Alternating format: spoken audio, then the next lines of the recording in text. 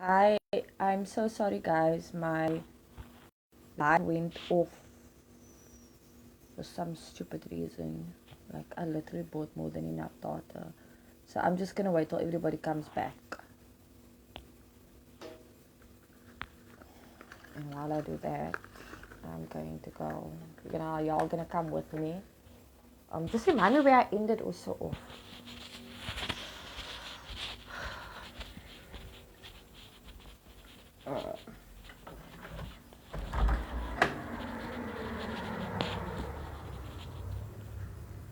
Oh, I'm having a smoke outside.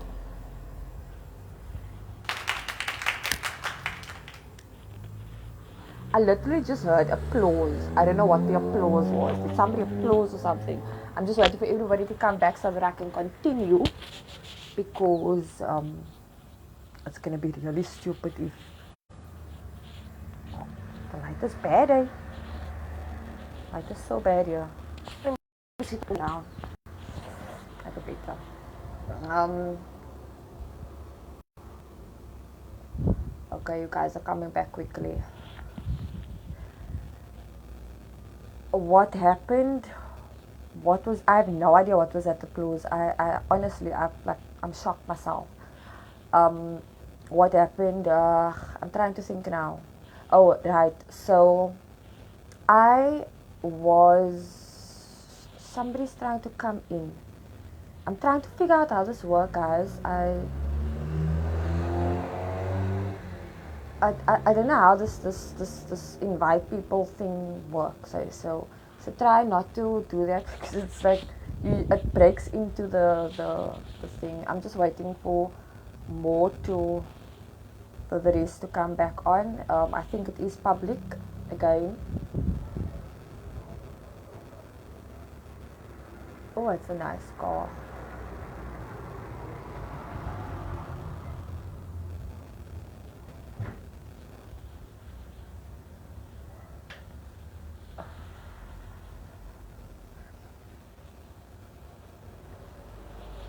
Y'all can talk to me so long while we're waiting for everybody to come back. Um, I'm getting cold. It's cold outside. Morning, beautiful. Who was trying to defame your name? I'll get to that. That is recently, so that I will take a while to get to that point. Um, oh, it was an Uber. Nice car outside.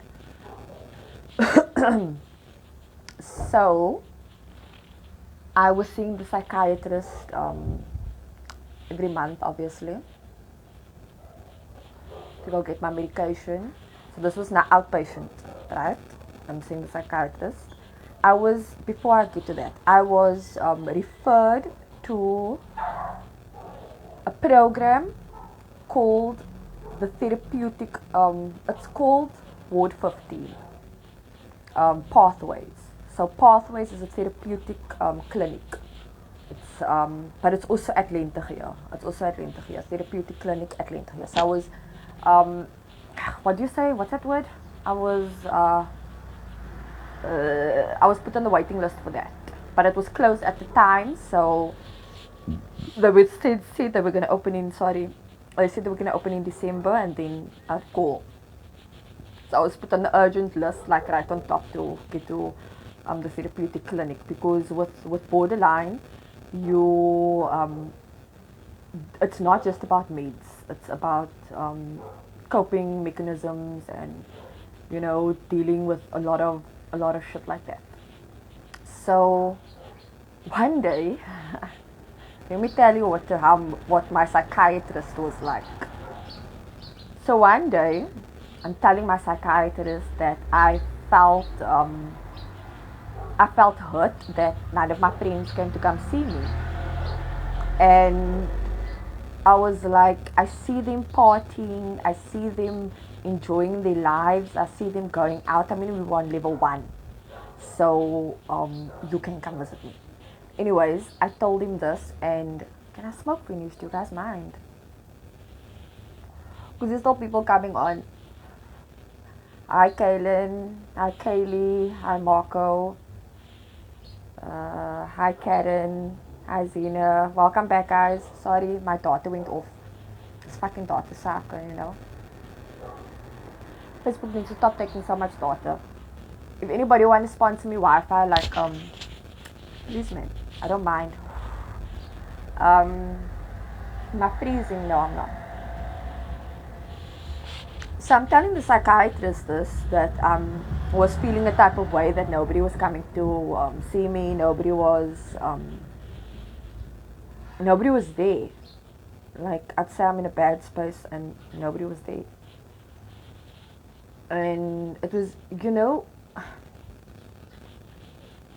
with somebody suffering from mental health, a message is sometimes not enough.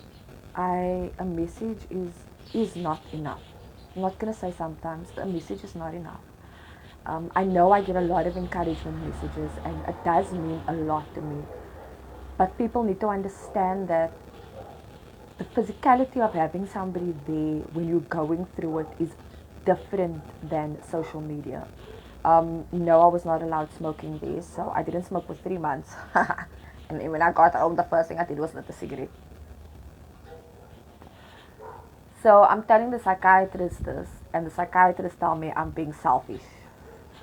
Told me that I'm being unfair, I'm being selfish, and I'm being a spoiled brat because my friends have lives and it's lockdown. How can I expect them to come see me and whatever? And I'm like, firstly, I just told you that they are partying every weekend, that they are living their best life, and how does that make me selfish? How does feeling that my friends couldn't deal with my mental it felt like they couldn't deal with my mental health. That's what it felt like. They couldn't deal with the fact that I was going through a breakdown and I was too much, you know. Sorry, I'm gonna go back inside because it's cold outside.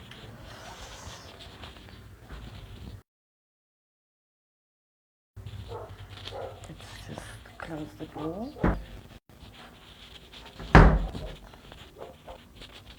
Sleeping. Oh, right, I'm back. Is it perfect? So yeah. So the psychiatrist told me that I'm being selfish. I'm a brat. Um, I'm being spoiled. No man, for fuck's sake, stop giving me these notifications. Sorry, I'm not talking to you guys. I'm talking to my phone. Um, and I looked at him, and the way he said it was with so much contempt. I think it's the word I can use. It was like, um, you need to just deal with it. Got literally my sessions with him are like probably 10-15 minutes. That's the session with him. All he was concerned. Oh, and another thing was, he was concerned about the people and not me. So that his main concern is about people being around me, and and this was his words. I'm not really worried about you. I'm worried about the people because of if I have an outburst. I've had violent outbursts before, and that was years ago. The violent outburst that I had was years ago. The spur wasn't a violent outburst. It was just a space where I was blocked in and I couldn't allow out. I don't know what's his name, but we actually gave him a nickname, Jocelyn. He was the head of psychiatry, he no longer is. I will also be, I will, yeah, I will also be mentioning him in my article. And quote, sorry, sorry, my phone is just gonna pause for a bit. The live is just gonna pause for a bit.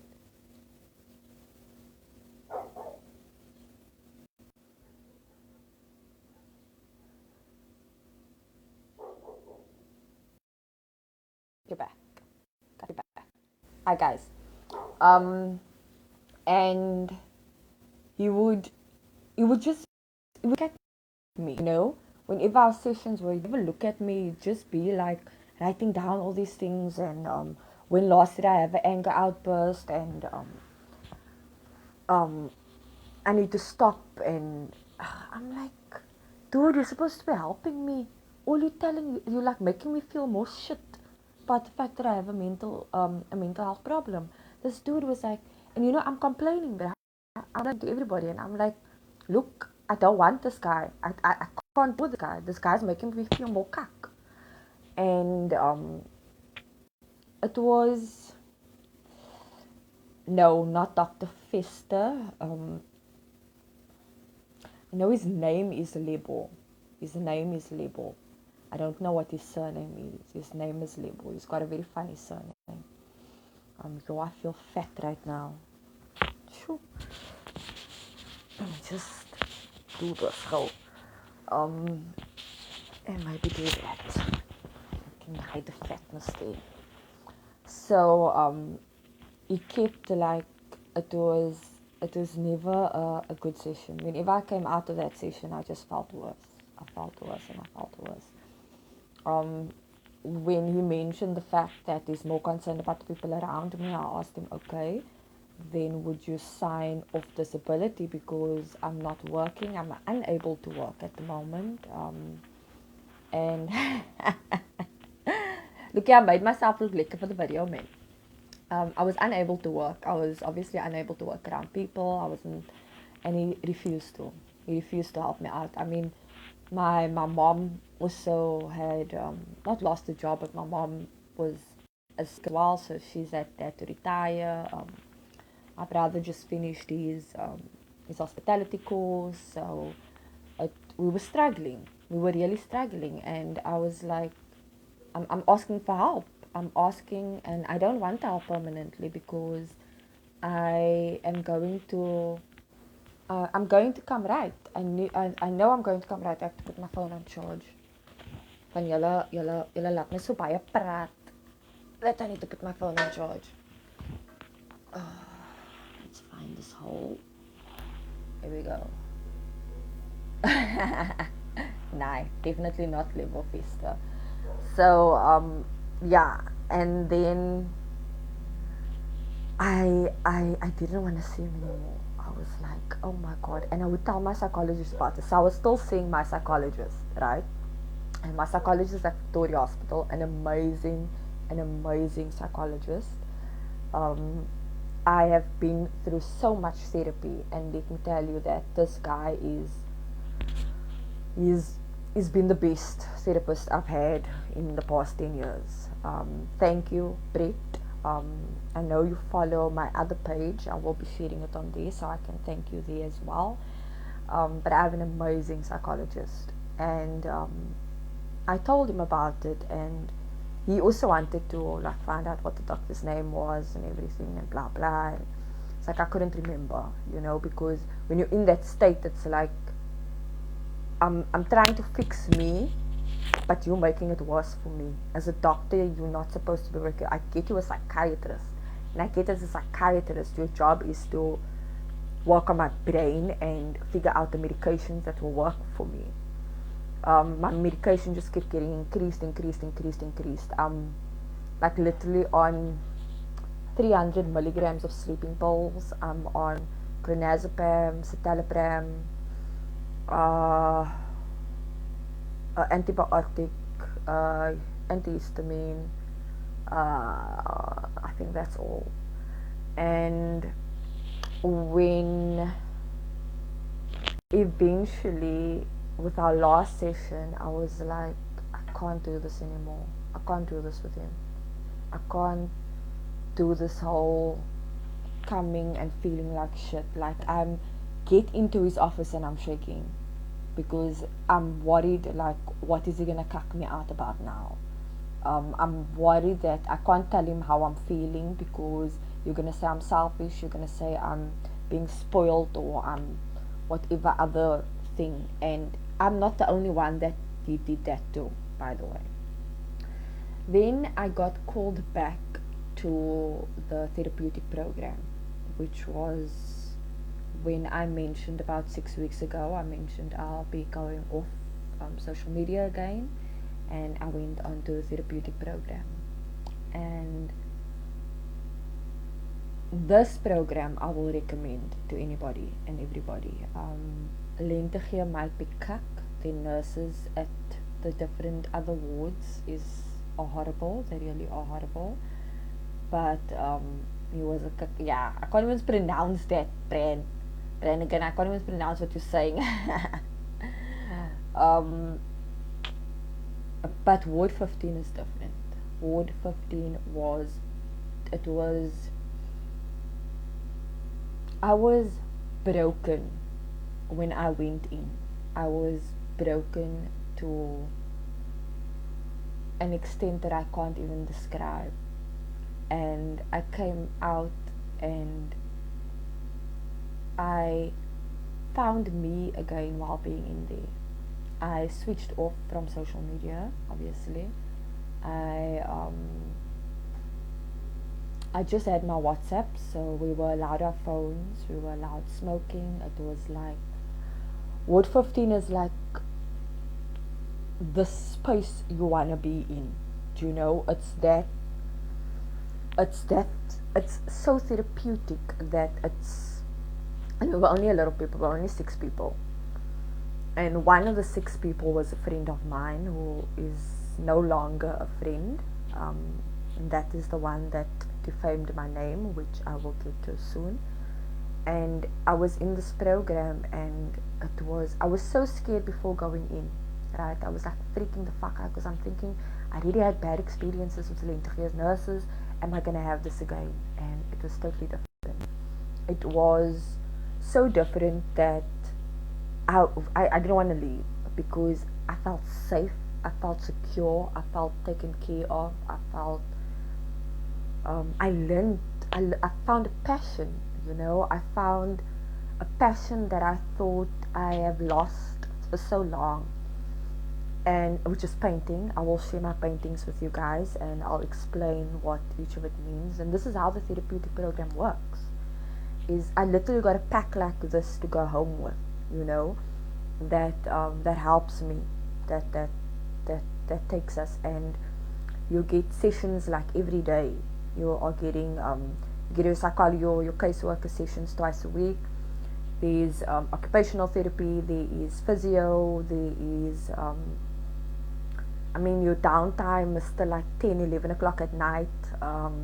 Because I had trouble sleeping, I was allowed to roam around a bit more than not than the others, but I was allowed to because they knew my sleeping. So about 3 o'clock they'd make me a nice nice glass of warm milk, and then we go have a smoke, and then I'd just go back and I'd lay and I'd just wait till it was time to wake up. Like my ons het tyd nodig. Yes, we do, my darling, we do. Nobody knows about the therapeutic program, and it's very sad. But one thing I've learned out of this entire experience was that there is nobody that understands mental health better than somebody that's suffering. I get that, and I get that it's difficult for those that has people in their lives that suffers from mental health. And the hard part is I lost a friend during this time, because I couldn't take note of what she was going through. So I lost a friend, a very dear friend, and it kind of made me very sad. And can people with anxiety go on the therapeutic plan? Yes, you can. You can do that. You can have your private doctor refer you and recommend the program. You can have a GP do it if you feel you can. The waiting list is long, however, because they just reopened. We were the first batch that came in, so they just reopened. And they take on very little people because the nursing staff is very little, and they take on about, I think, 6 people at a time, so that the nursing staff can have not a grip, but be there, and they were there. They literally were there. I mean, they knew 3 o'clock is my time to get up. 3 a.m. in the morning is my time. It's when I'm done fighting my sleep now. It's when I'm done trying to fight my sleep. And I'd get up, and it wasn't because I couldn't sleep, because I was finally dealing with my shit, man. I was finally, everything that I tell you guys was as me just sharing my story. But inside there, it became a reality. It became a reality to me that, you know what, you were molested as a child. Your innocence was taken away from you at a young age. And it wasn't okay, but it was, it hit me so hard. The reality of it hit me so hard that I would withdraw. But the moment I withdraw, the nurses are like on it. The nurses are like, they check up on you, and they are amazing. They, in that section, they are amazing. I have only but good things to say about them. And my caseworker was also very much amazing. Dr. Zarina Parker, she was absolutely amazing, but they were all well aware of the fact that I didn't want to work with the other psychiatrists, so I was grateful for that. And it changed. I mean, I found the passion of painting, and it changed the way I see things, the way it helps you, the way with dealing things and things like that. And a lot of realizations needed to be made as well. Like, I needed to understand that, you know, yes, I was toxic at one point in my life, and I was a cuck person, but it doesn't make me a cuck person now, man. You know, I have adapted. I have taken on the toxicity that I received all my life. I've taken that on, and because of that, I became toxic. And people don't think about that. They don't look back and like, you know what, you were abused, so you became abusive. It actually happens, you know, when you're in that state. You become that person because you're so used to it. And dealing with all of these things I was in the program for 5 weeks, and dealing with it was hard. It was painful. But I couldn't even cry. I still can't. I'm still dealing with it. I really am still dealing with it. I'm able to share this with you now because it took me this long it took me 30 years to come to terms with what happened to me, you know. And I've had to not just forgive myself, but I had to forgive the me before, the me that was hurt, the me that went through everything. I had to forgive that.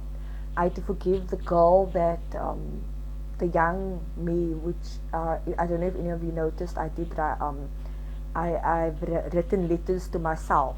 So from the me that I am now, I wrote a letter to my past self, my younger self. I wrote a letter to my current self, which is my way of healing. And I've noted that it's such a stigma. We sat, and our group would be sitting and talking, and we'd realize how much of a stigma, thank you Auntie Alta, how much of a stigma mental health can really be, because people don't listen. People don't want to hear that I can't get out of bed today.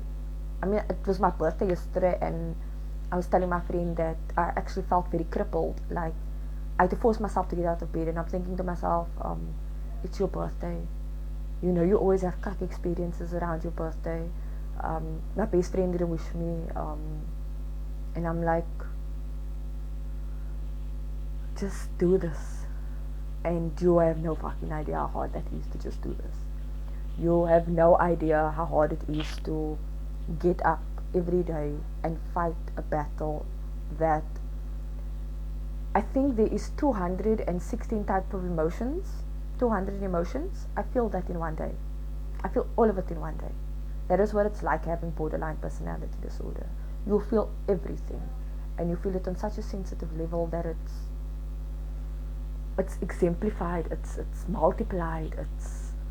I feel pain differently. We feel pain differently, and people don't know that. People don't see that as that. And I'd be like, today's not a good day, and it's you get made feel like you can't keep having bad days. It coming out, and the expectation was that if you come out of there, you're so much better. Let me have a sip of my coffee and pretend it's wine. I actually still got wine left, eh? But oh, by the way, let me get to the defaming part also. So, it's people expect you to just be better when you come out of there. You don't get better. This is me coming out was where the journey begins. I seek the help. I went for the help. I got the help. But the help doesn't mean that it's gonna just make me better overnight or over the 5 weeks. It just doesn't work that way. I will live with this condition for the rest of my life. I will fight with this condition for the rest of my life. And it's okay. It's okay that I don't need to, I do need to be on medication, but if they decide I don't have to go on, then that's also okay. There's behavioral, with borderline, with BPD, you have behavioral therapy that you need to go through. So my psychologist sort of like adjusted to that, to your diagnosis. They will adjust that to your diagnosis. But one thing I realized while being inside was that there is no safe space for people with mental health, especially when they're coming from a toxic home. There is no safe space. And my goal, and the reason why I wanted to do this live, my goal is to create that space.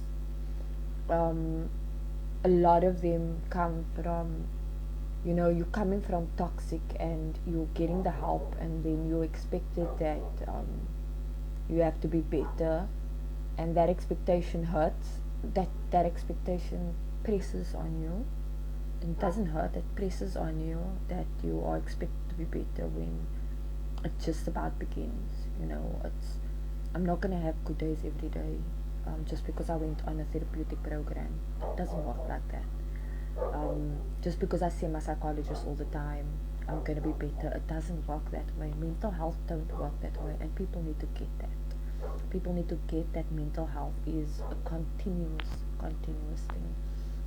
I was thriving in the clinic. I was thriving with my physio. My bro, like, my holle look lekker, and my powder is like coming lekker, man. So I was living for it. I really was. But coming home is a different case, because now I have to face reality again. And facing reality is knowing that some people are still not going to want to be there because they don't want to handle the mental health in me. They don't want to handle somebody that suffers from mental health. They don't want to deal with all of that. Sinus is so crap. Probably wiping my makeup off. Let me try and reply to your messages. Lisa, try to acknowledge that I depressed him. Not just that. Some people are afraid to acknowledge that they have a problem because, besides the stigma, it's a matter of, I'm something's wrong with me. That's the thing. People won't admit that there is something wrong and that it's okay to seek help. That's the thing. People are afraid to go for help, and it's sad. It really is sad, because it's okay to go for help. But you're like, for fuck's sake, go for it. But don't expect that everybody is going to be understanding.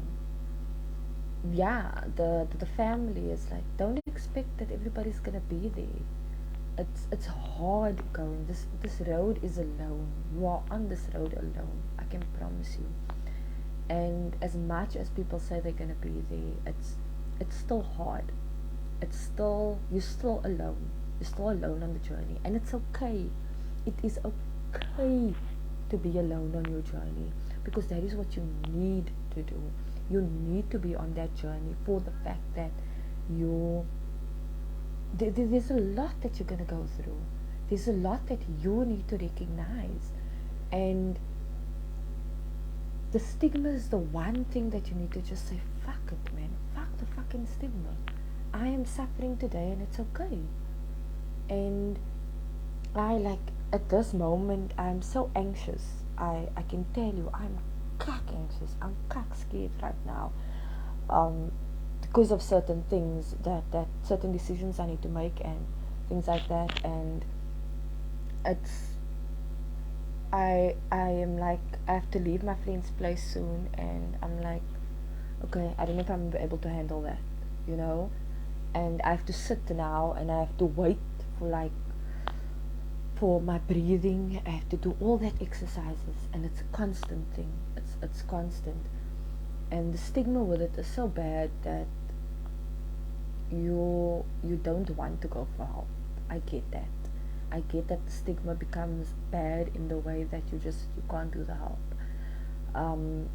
Then, while I was in the program, the friend that I won't mention names, but a lot of my Facebook friends is still friends with this person, and that's actually very sad. I see the posts are still on his post, and that's okay. I know my truth, I know my story. So he, you know, all the years that we were friends, I was his person. I was the one that he'd been to and whatever. Would you say you lost a lot of friends because of your illness? Yes, I did. I lost my best friend. I lost a lot of friends. I didn't just lose them because I was suffering. I lost them because I knew that they were toxic, and I needed to remove them from my life. It was painful. It is painful. It's not something that I do, you know, that people goes. It's not something that people understand. People don't want to deal with people with mental health issues. They don't. They don't want to deal because they think we're constantly negative. They think we're constantly bitching and moaning and whatever the excuses are, and we're not there for them because we're too much in our own world, and you know, you get all of that, and that's how you lose the people, because it gets to the point where you can't handle it anymore. You can't, it becomes too much for you. It becomes too much because I can't be there for myself. How can I be there for you? You need to understand that is that I'm trying to be there for you, but it's difficult because I'm struggling too. And this friend, when I always allowed him to vent, I always gave him platform to vent and to share his journey. He also has same mental health issues as what I have. But then, while we were on the program, he started dumping on me, and I was saying that to him, you know, you can't dump on me now because I'm in this program and I'm here to help myself. There are nurses, you have a caseworker, there's doctors 24/7, there's everybody that is meant to for you to dump, and I can't be that person right now because I'm in the fucking program myself for the same fucking reason you are, is to get better. Then it became a case of I was having an affair with a married man that was also in the program. We're still trying to figure out how we were having the affair because you know, you get watched 24/7. So still trying to figure that out. We used to make jokes about it. So that is the rumors going around that I was having an affair with a married man, that I used my foundation's money to buy alcohol and weed. Let me add that my foundation has been closed for over a year, so is the bank account of the foundation has been closed. I have records, I have proof of all of those things. I have witnesses for his verbal abuse towards me in the hospital, and he also physically abused somebody else, the parent person I had an affair with. Also had a physical altercation with him, and everybody, like with everybody, and that's the story he doesn't tell, which is okay. I'm here now to share my truth. Whether you believe me or not, I don't give a shit. But it got so bad to the point where he was like, I think this weekend was the first time I drank, since the beginning of lockdown. Honestly, to be honest, this is the first time I drank since the beginning of lockdown. The beginning of lockdown was the last time I drank. And if I did drink, it was invited by friends, or like a friend would gift me with a bottle of wine or whatever and stuff like that. Yes, I do smoke weed. It calms me. It helps me. I did not use my foundation's money for anything, because my foundation has no money. My foundation hasn't received money in 2 years. We don't get donations. The only donations we do get is pads, which is what I ask for. It's clothes, which is what I ask for. I never ask for monetary donations. I always ask for physical donations. Should there be a monetary donation, I would give the account to the person that would like to make the donation, and you can directly pay what needs to be paid. So I've got all this proof. I've literally got all of the proof, and people always speak negative about you. Yeah, I am. I do have big plans for the foundation for this year. I really do. I miss working with the kids. I miss working with all of those. So I do intend on continuing it. Again, I never ask for monetary donations, and whatever money comes in, it goes out, and there's proof of that too. I keep records of everything. I've got all packing details. I've got all the receipts, because I'm a stickler. I'm a stickler when it comes to admin. So this person started defaming me in that way, and started saying that I was abusing him, and I was abusing his child, and I was talking shit about him, which I wasn't. He also stated that I was sharing personal information. No, I was not sharing personal information, because it's not allowed. I wasn't even allowed my statement. So what happened was, when the altercation happened inside the hospital, the doctors came and they take a statement, right? So I wasn't even allowed my statement from the doctors. Doctors aren't allowed to give you anything. The lawyers need to request it, or the police. So I wanted to do a case of harassment. I know that you will see this post and that you will attack me further, and that's okay. I'm okay with that. I'm okay with you attacking me. I understand it's a reflection of you and not of me. I was there for you, and I couldn't be there for you in that time because I needed to be there for myself, and you didn't understand that, which is fine. The other allegations as well was that I was saying he was obsessed with me, and I wasn't saying that. People on the program were saying that. So it wasn't me that was saying he was obsessed, it was the people on the program that was saying that. he started sending messages to people saying that he is going to tell everybody that I'm a bad person and I use people for the money. He said yes, that people would send me donations and he has proof of it. There is one thing that he did help me out with. He received, so we stay in a windy house and our roof was leaking at the time. It was during winter and we didn't have money because we lost our jobs and everything and blah blah. And I asked him if he didn't know of anybody that can assist with the roof for us because it's leaking in and my mom's sick. And he got the donation. The money was given to him and he bought the stuff. From what I know, he got 100 rand and the product was 80 rand. That's from what I know. I don't know if he got received more money. And he bought the sheeting, which we still have. We used the last of it over the past. Shit, my phone is not even fucking charging. My live is probably gonna go off soon because my phone isn't charging properly. So so it was all of those things that is how he assisted me. He did assist me with and let me also add that he gave me weed because he grows weed, so he gave me weed. He assisted me with regards to my home, which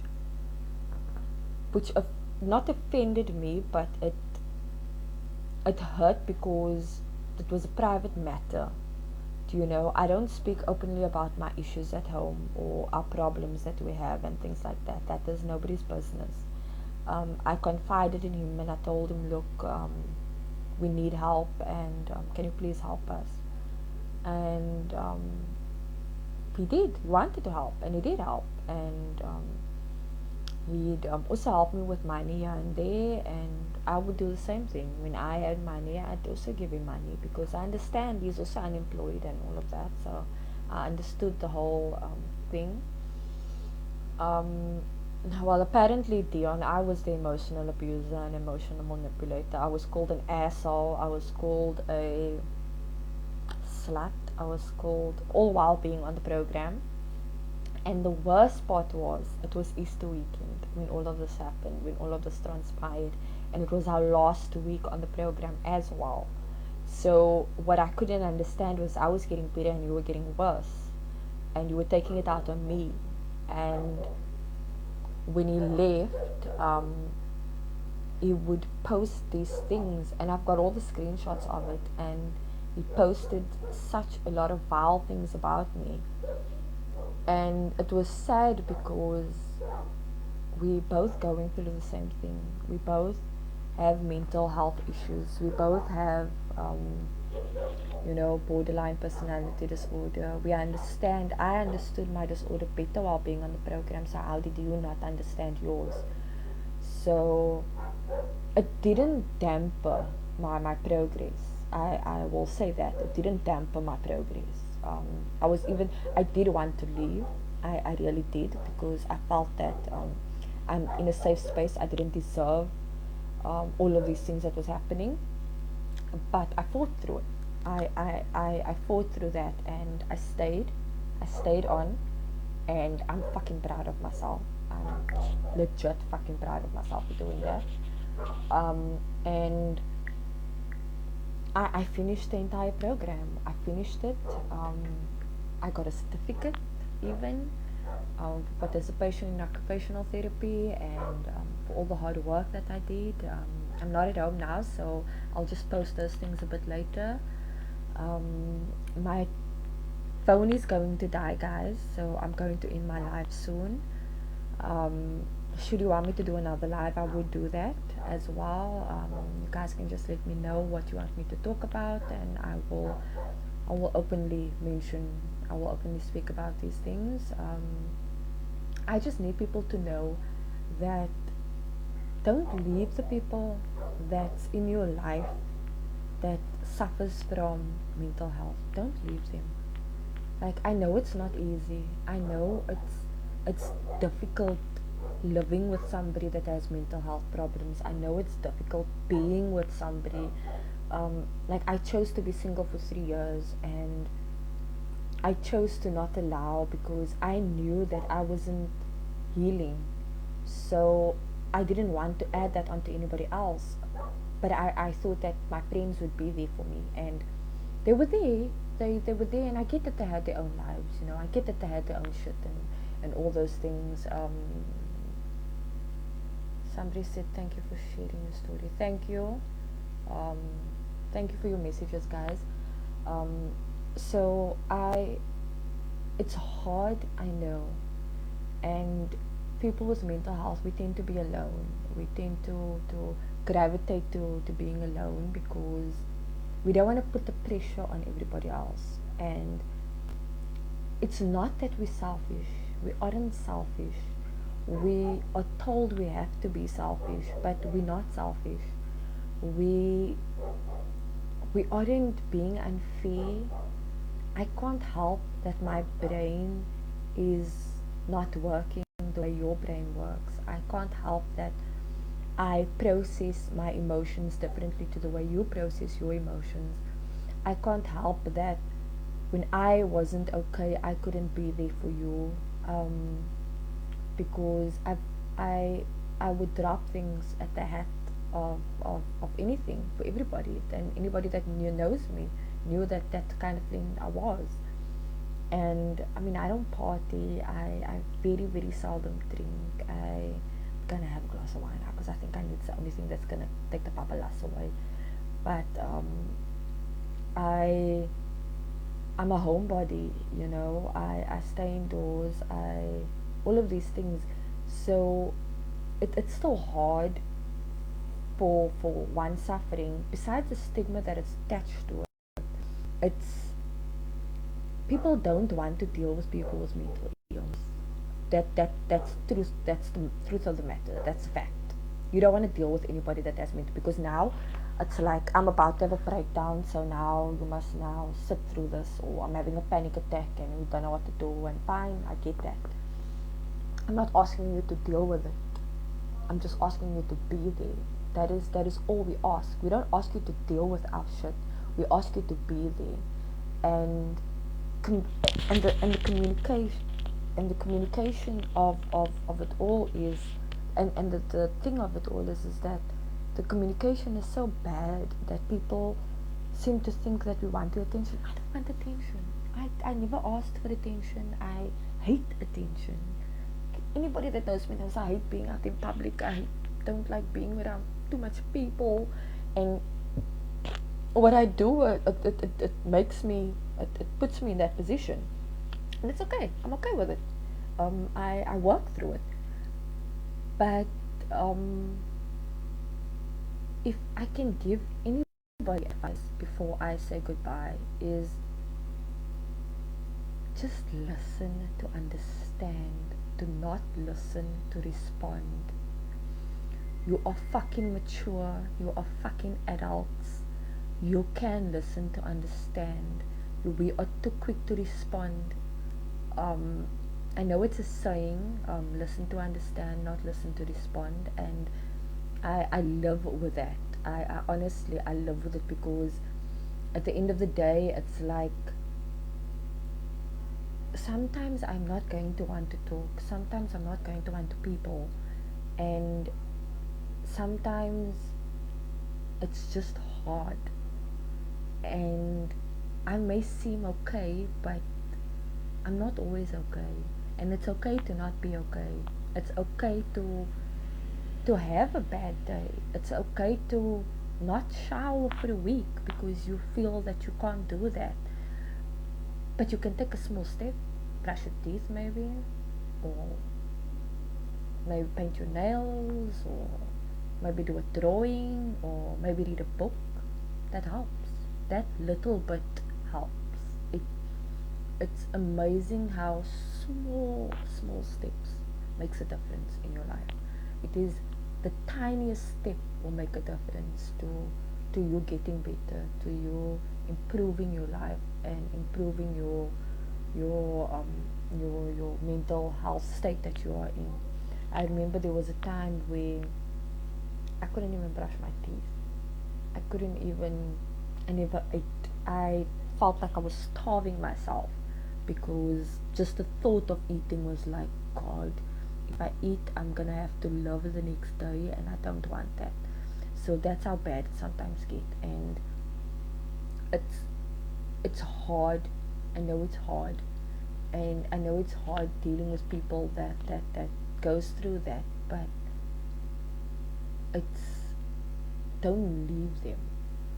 If that's what I can say, don't just leave them. You know, if they are opening up to you and they are sharing their journey, you have every right to either say no, or I can't deal with, not I can't deal with you, I can't take on your energy right now, and that's okay. You don't need to take on my energy. I'm not going to feel offended by it, but be nice and tell me, you know what, I know you're going through a lot at the moment, but I can't deal with it. Fine. I'm a big person. I have a psychologist that I can message and say, look, I'm going through CAC. But it shouldn't end there. There is no support structure for people with mental health. And it's sad. It is CAC sad. I'm getting inboxes. I'm not going to respond to the inbox messages. I'm sorry, guys. I've got a lot to do after this. So I think I'm going to end this by saying that mental health shouldn't be a stigma. There shouldn't be a stigma around it. Mental health is not a crazy person's issue. It's fucking not a crazy person's thing. It's not a psychotic thing. People with mental health, they're not crazy. We're not, we don't have, different disorders requires different diagnoses, different, things like, I do have severe anxiety. I know that, and it happens where I stutter a lot. Probably did that a lot throughout the life, but I'm sorry. The stigma, if I see another person that post-depression is real, I swear I'm gonna smack the living shit out of you. Depression is not real. Depression it exists. It is there. It has always been there, and it is not going anywhere. It's gonna be there for the rest of your life, for the rest of your kids and following. And I'm not talking about in your family or in your friends or in your thing. I'm talking about generalizing. I'm generalizing the fact that it's not just depression. Stop with the depression is real, because it's not just depression. It is mental health. It is different. Like, if you have cancer, you go to the doctor. So my brain isn't working, I'm going to the doctor to fix my brain. Same thing. It's exactly the same thing. Cancer is fine, but mental health is not fine. Mental health is not just depression. Mental health is everything. Mental health is postpartum depression. Mental health is baby blues. Mental health is anxiety. It's panic attacks. It goes on and on and on and on and on. There's a lot. It's a whole world, and the world of mental health needs to be broken. The stigma around it needs to be broken. I get that, and I get that it's difficult. If you are suffering, if you are somebody that is suffering from mental health, please go seek help. I say this because I know how hard it is. My phone is going to die. I'm also losing data, so I'm going to say bye soon. But my business is back up and running. For those that has been supporting me, thank you very much. I forgot what I was saying now. Damn it. Yeah, you see, memory loss, big thing.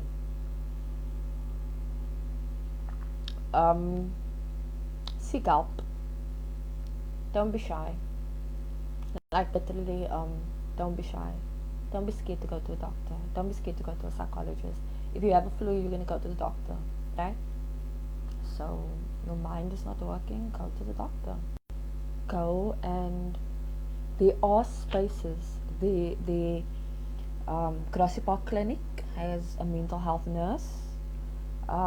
Victoria Hospital has mental health doctors. They've got psychologists. They've got psychiatrists. Mitchell's Plain is a bit difficult. Mitchell's Plain is, I'm sorry to say, but colored people are cuck. And we do stigmatize people a lot, and that is sad.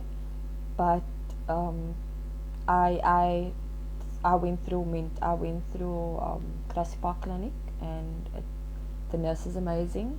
Um, Help has been amazing. I still see my psychologist, still get see my psychiatrist, I see a dietitian. The only thing I don't get is occupational therapy and physio, but that I can do on a daily basis because they give you a program for that. Like when you get home, they give you a package. I can help for as far as I can, and I'm able to. I am there. My inbox is open. I know I haven't been open for the past 8 months because I have been dealing with me, and I needed to deal with me. I needed to take care of me first, which I did. But I am there. I'm there to listen. I'm there to guide you. I'm giving you avenues. You guys write it down. Go to the places. Tiger Burgers are so good. Tigerberg Hospital, they're also good. Ward 15 is amazing. Get yourself on the program if you need help. Not a lot of people knows about it, and I'm here to make people aware of the fact that Ward 15 at Lentegeur Hospital is an amazing program. It is a therapeutic program. You are free to it's a voluntary program. It's worth the 5 weeks or 6 weeks of being away from home. It is worth it. You don't get visitors at the moment because of COVID, but that's okay. I'm just trying to think of other places that you guys can go to. I know in OBS there is the mental health clinic as well that does 50 rand for psychology sessions or counseling sessions. You can also try Cape Mental Health. They are also available 24/7. And there's on my foundation's page there are numbers there's a suicide line, there's the rape crisis line, there's all of that is available on my foundation's page. I'll try and make it available on here as well. I will keep this post, I will keep this live for anybody to go through and everything. And I just like to say thank you for listening. First of all, to me talking and ranting and everything. Thanks for that. Thanks for allowing me the space to be open, to be to share my journey. It hasn't been an easy one, but it it it's been it hasn't been easy. I'm not even gonna say it was worth it. It's been a hard journey, but I'm slowly coming back to me, and I think that's a great thing. That is exactly where I need to be. Don't hide. Also, don't hide. It's not worth hiding. You shouldn't be hiding. You guys are amazing souls. Are you are beautiful within, and don't forget that you are enough. You are more than enough. You are fearfully, wonderfully made. God created you in His image. Don't ever forget that. Just because you're suffering from mental health does not make you lesser of a person. You are not lesser of anything. There are people that you can speak to. I am starting a program again that should help I got a long message from somebody and I can't seem to see it. I think it's disappeared. I'm sorry if I missed your messages. I will try and respond to them after I switch off. And guys, be gentle on yourself. Like legit. Boys, men, be gentle on yourself. You are suffering too, and it's sad that you need to suffer in silence. It's okay. You're a guy. It's okay to go see someone. Don't be. Fuck the stigma. Fuck what people's gonna say about you. Like, middle finger them if you have to. But it's okay not to be okay. It's okay to be you, to feel what you feel, to deal with what you're dealing with. It's all of that is fine. You it's not the end of the world. The world isn't gonna end because you need a break from it.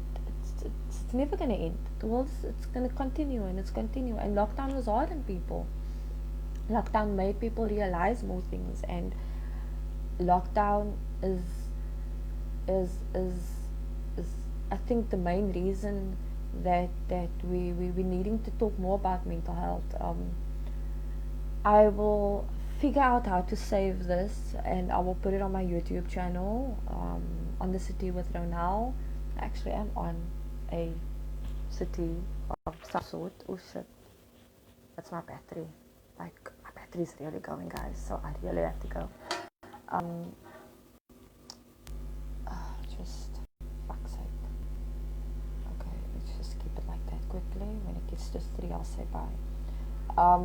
Yeah, guys, please go for help. Please, please, please go for help. There's nothing wrong with you. You're not you're not a stigma. You are not your mental health. You are not your diagnosis. Remember that. You are not your diagnosis. You are you. You will always be you. You just need a little bit of a push. That's it. You just need a little bit of help, and that's okay. Don't forget that. Don't forget how enough you are. Don't let anybody put you down. Don't let any. If somebody is going to say something, ignore them. It's a reflection of them and not of you. Remember that everybody's response to you is a reflection on them and not you. How they respond to what you saying or what you feeling is a reflection of them and not you. Remember that. That is what you live with on this live. Just remember that and always keep it in mind. Anybody's response to you is a reflection of you, of them, not of you. You are entitled to feel the way that you feel. Your feelings are valid. Remember that. Your feelings are fucking valid. Doesn't matter what the fuck you're feeling. If it's deal with your feelings. Feel your fucking emotions. I keep saying that. Feel it. Deal with it. Work through it. Figure out ways that help you work through it. I'm up for coffee dates. I'm definitely up for coffee dates. But I don't have a car now, so be quiet about the coffee dates. Thank you for watching and listening. Thank you for your messages of support. Once again, also thank you for all the birthday wishes yesterday. I had an amazing birthday weekend. My friend is not on your live, but I'd just like to say thank you to Olivia Deploy for making my birthday extra special. Thank you to those that has been supportive financially with me, that has supported my business. I know I do owe a lot of people a gratitude and a lot of other things too, and I will get there. I'm still struggling a bit, but I will get there. Like I said, if you guys want me to do a live again, just message me. Drop a message on my wall, on my inbox. Whatever it is you want to talk about, I'm open. I'm up for talking about it. Y'all know me. My pics, Rick for Nux. So next thing you'll see is most probably my article about Lentige's Ward 16 and the nursing. Watch out for that. I will be trying to finish it by the end of this week. Other than that, enjoy, have a fucking awesome Monday, and just live your life. Live it to however it is you want to live it. Live it your way. Don't live it in anybody else's image. Don't let anybody contort the image of who you are and who you know you are. You are you, and you are fucking amazing. Let me remind you that over and over again. I will say, you are amazing, you are beautiful, you are wonderfully made. This is for the guys as much as it's for the girls. It's to both of you guys. You are handsome just the way you are. You are enough just the way you are. Remember that. I have to say goodbye now because my phone is gonna die and I've got a lot of things to do today. If anybody's in the south and want to take me home, drop me a message because I've got like a lot of shit I need to do. But anyways, thanks for tuning in. I'll chat to you guys soon. I need to charge my phone. My battery is dead. Bye.